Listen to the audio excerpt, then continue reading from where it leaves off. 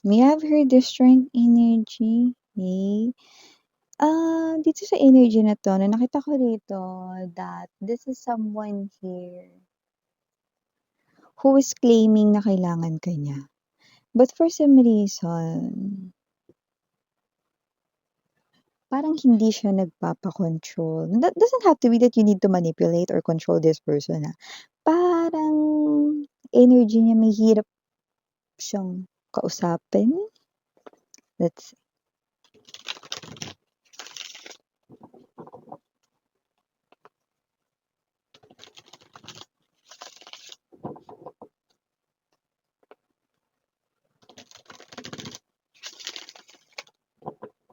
But whoever this energy is, this person's coming. And this person is already OTW na sa'yo. But look at his or her energy. The Knight of Wands. The energy here of someone who's definitely quit playing games with my heart. Yeah, this person might played some kind of games sa iyong heart, or this person here could had trick you, whatever that is. Let's see.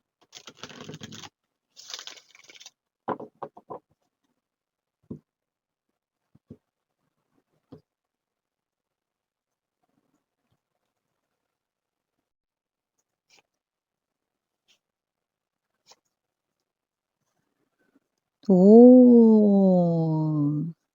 kinukulit ka nito. Kung hindi ka kinukulit nito pa, kukulitin ka nito. Ayan, oh. Malapit na ako mabulol dun. 3 of Cups, 8 of Cups right in here. Yeah, definitely 7 of Wands. This person feels like he or she is climbing a mountain, no? So, yung nakikita natin dito, no? Ace of Swords, center of the reading. Okay. Kinukulit ka nito pero parang with the Temperance energy, no? Medyo naiinip siya. Okay, 7 of Coins energy right in here. Okay. You're hearing that song, okay? Sige na please, wag nang mainis, bumalik ka na sa'kin. Yan. Alam ko yan, eh, 'no? I know that song, 'no? Tas yung sunod nun, 'di ba? Sorry mahal, ika'y nasaktan, bumalik ka na sa'kin. Yan, 'no? So, yeah, definitely sorry daw mahal, 'no? Ika'y nasaktan. Yun, 'no?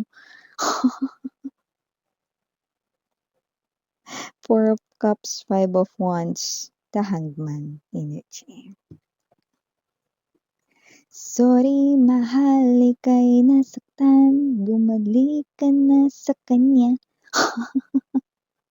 The Devil energy, this person right here, Page of Swords energy, this person here, kung hindi ka pa kinukulit, kukulitin ka na niya. Yan.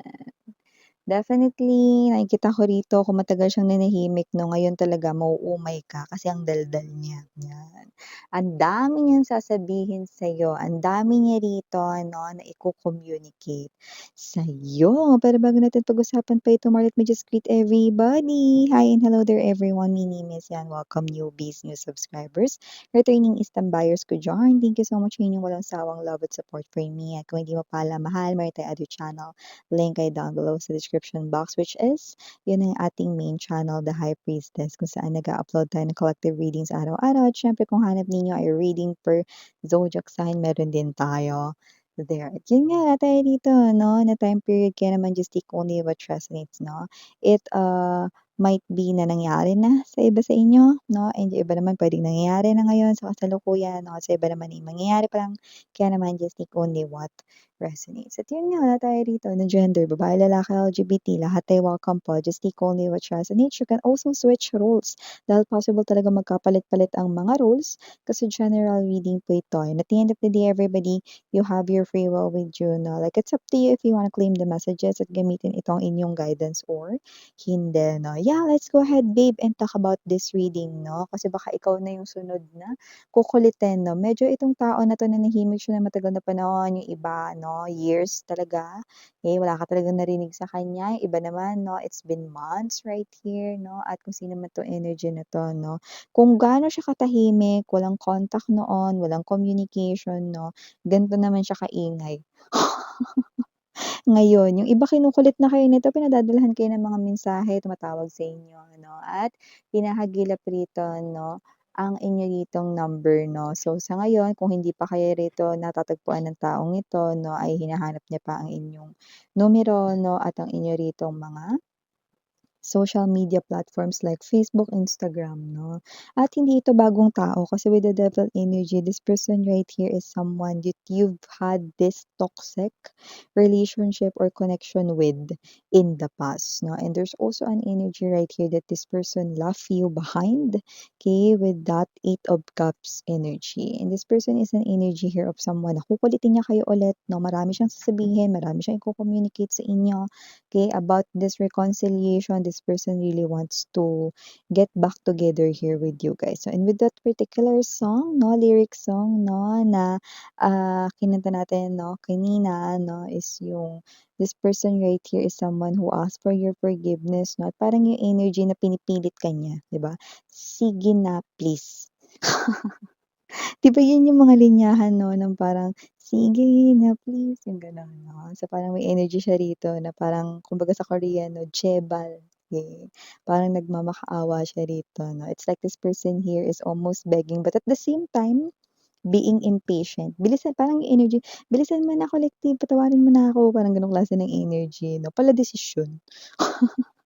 Kaya kasi naman 'tong energy na 'to with the Seven of Wands right in here 'no, nakikita ko rito that this person is someone 'no, na para kasing feeling niya mga bibs 'no, anytime, puwedeng mawala ka na talaga ng tuluyan sa kanya 'no. Because the person right here 'no, is having this type of a lot of sleepless nights at mas marami na ngayon yung gabi na parang hindi talaga siya nakakatulog ng maayos 'no. So, with the Three of Cups energy right in here 'no, this person is someone 'no, na medyo may energy ng ayaw niya ito na matapos talaga or yung iba naman may mga nakita ko ditong konti lang, may konti sa inyo na puwedeng sasabihin ninyong friends lang kayo, ayaw niya yun, may gano'ng energy, okey.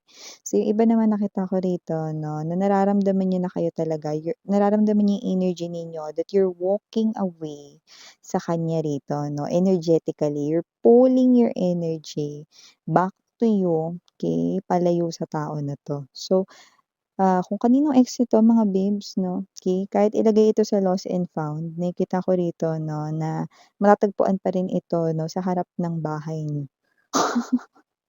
Kasi babalik at babalik talaga siya dito sa inyo 'no, kahit na paulit-ulit niyo siya dito na, 'wag pansinin, paulit-ulit niyo siya rito ipagtabuyan 'no. So, nakikita ko dito a lot of communication, kayo na lang talaga yung mananawa sa kanya 'no.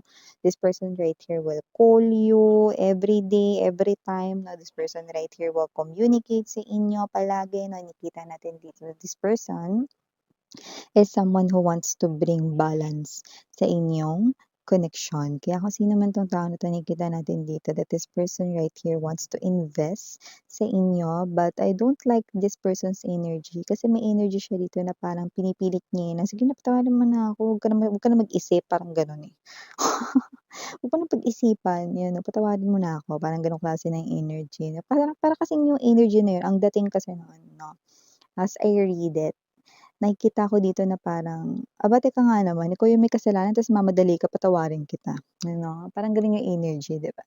So, nakita natin dito that with the Eight of Cups right in here 'no, and there's this Five of Swords in reverse. So, nakikita natin dito na medyo napanghihinaan rin siya ng loob 'no, kaya nagiging impatient siya, okey. Kasi nga this person feels like you are abandoning his, ah his life 'no, for good 'no, or iniiwan mo na talaga siya rito talaga for good 'no. Wala tayong gender, babae, lalaki, LGBT, okey, nagdadalawang isip na siya rito and with the Five of Cups energy nalulungkot siya rito 'no. Kasi the Five of Cups energy is someone who looks forward for the reconciliation 'no, for the rekindling of your love 'no.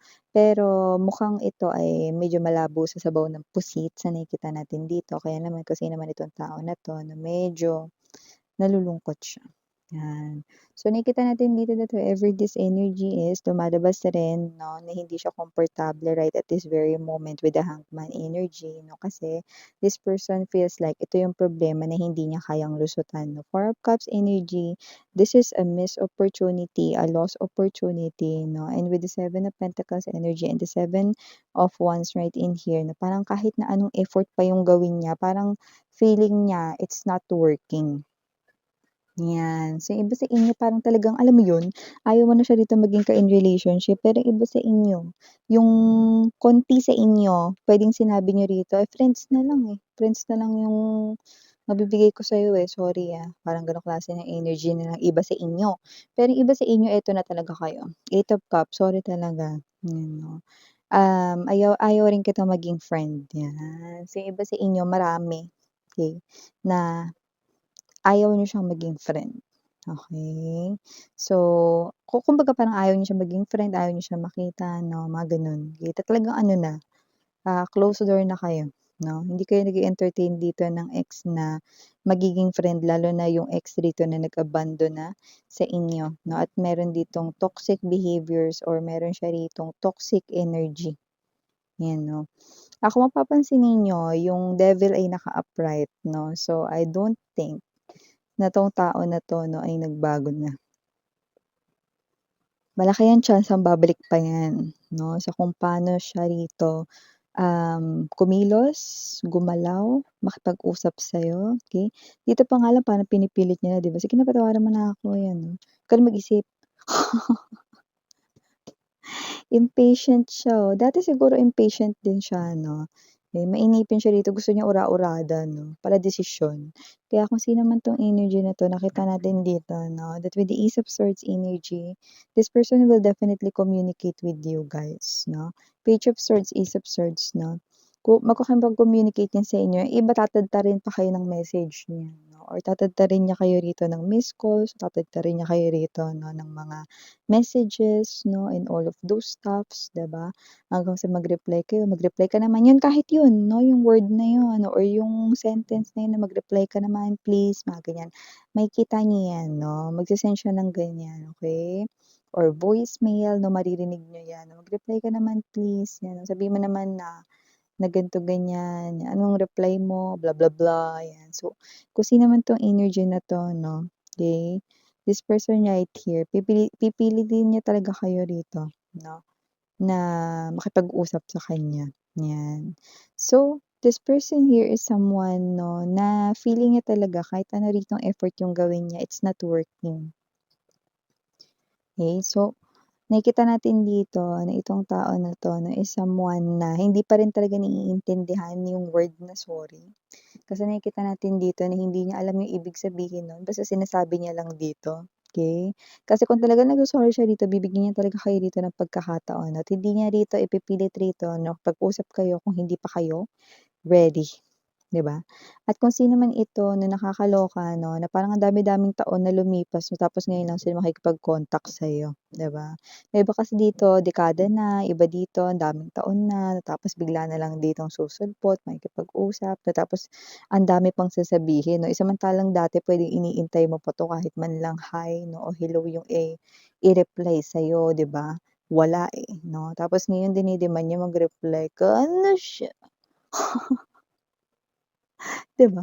Kasi naman the energy na 'to ano, gano'n pa din tsaka meron pa rin siya ditong addictions 'no, yung addictions na tinatawag dito mga babes 'no, yun yung parang um, mga habits niya or mga hobbies. Parang kunwari ganito, maaaring siya ay nagsusugal, siya ay chain smoker, siya ay, materialistic, 'yan mga gano'n 'no. So kung ano yung parang hindi magandang pag-uugali niya dati 'no, meron pa rin siya nun, okey? Andun pa rin yun at hindi yun nabago, ever 'no. So, nakikita ko rito na alam niyo rin 'yan, okey? Kahit bago kayo rito makipag-connect sa tao na 'to or makipag-usap 'no, mararamdaman niyo na agad 'yan. Kasi yung pananalita niya rito, okey, still the same. Even yung composition ng mga text messages, chat messages niya gano'n pa din. Gano'n pa rin 'to. Tignan mo naman yung pagkaka-type niya nito. Kilalang kilala mo na siya, eh, sa nakikita ko dito basang-basa mo na 'tong tao na 'to mga babes 'no, kahit hindi ka manghuhula.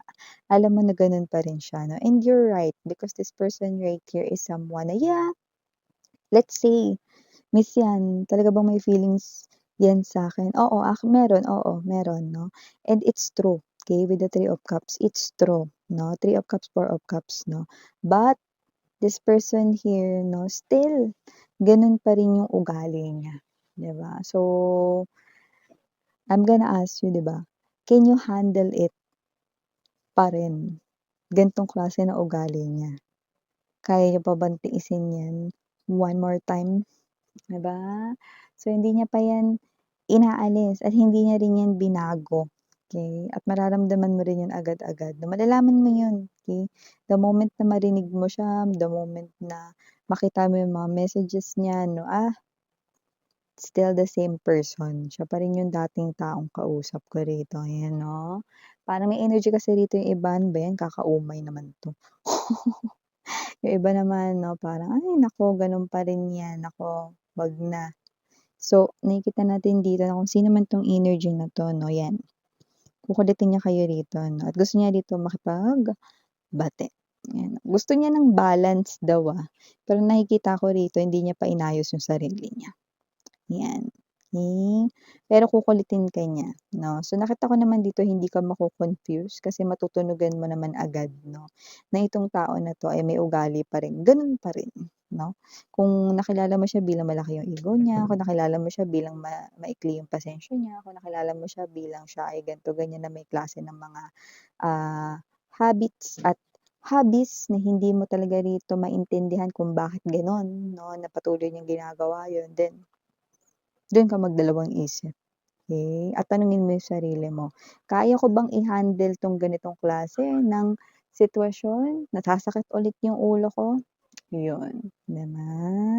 So yeah, for the initials right here, we have here the letter R, nandito rin ang letter M, mawawala ba naman ang letter N, nandito rin ang letter E, plus nandito rin ang letter L. We also have here the letter A, and last but not the least, we have here the letter Oh, so yeah, these are all the messages we've got right here for you guys. Thank you again. I'm Yuriana Oni. Sarang love and light. Annyeong.